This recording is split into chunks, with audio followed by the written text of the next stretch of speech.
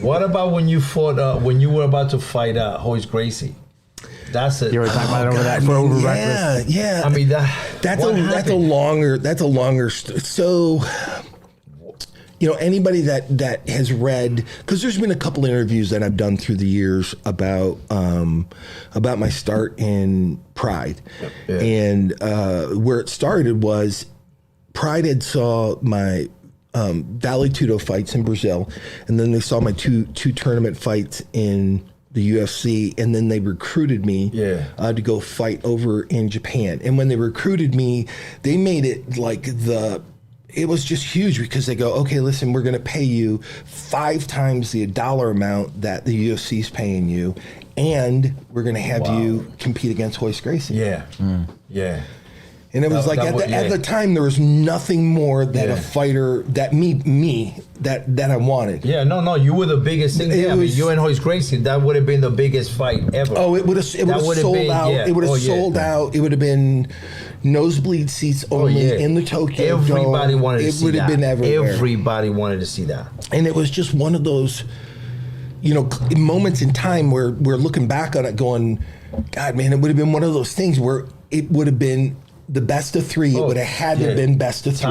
Timeless, if he would have beat me first, I would have requested a rematch, which would have been easy. And then if I had beat him, obviously you got to go for a third one. Wow. It was such an epic. It's so crazy though that those times you're talking about like money, but compared to what the money would be now. Oh my God, they would have made millions. No, pennies. We're talking about fractions of a penny compared to what it is now. Man, that doesn't even cover training cost, right? They were going to pay me $145,000 to run an honest camp. That's about what you pay your staff. You pay them a huge chunk of that with nutrition, massage, stretching, all that stuff. You're not doing anything else but that. That's it. 100%. That's completely it. And it would be just that. It would be that complete dedication to it. At the time though, it was so much money. It was like, they still honored the contract, even though it wasn't against Royce, and I fought.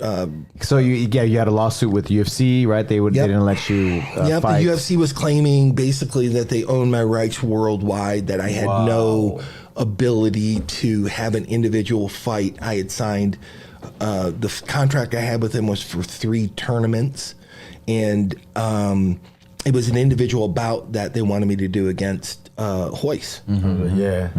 And so it just turned in. It literally turned into. They wanted Royce Gracie to lose, right? Since Warren Gracie wasn't a part of it anymore, and it was hard. It was hard to beat anybody. The jiu-jitsu guys, right? They were killing everybody. They came from Brazil. They were killing everybody. And then you had the Smashing Machine that was going to Brazil.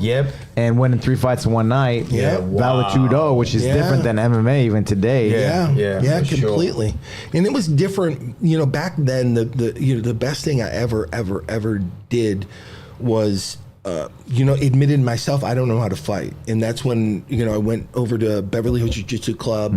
That's when Boss Rutan and Oleg Tatarov and Marco Huaz and Pedro Hizo. And it was a knowledge base of stuff where they might not have been experts in jiu-jitsu, but they knew what an armbar was. Us as wrestlers, we looked at it and we go, because there's no move we ever do.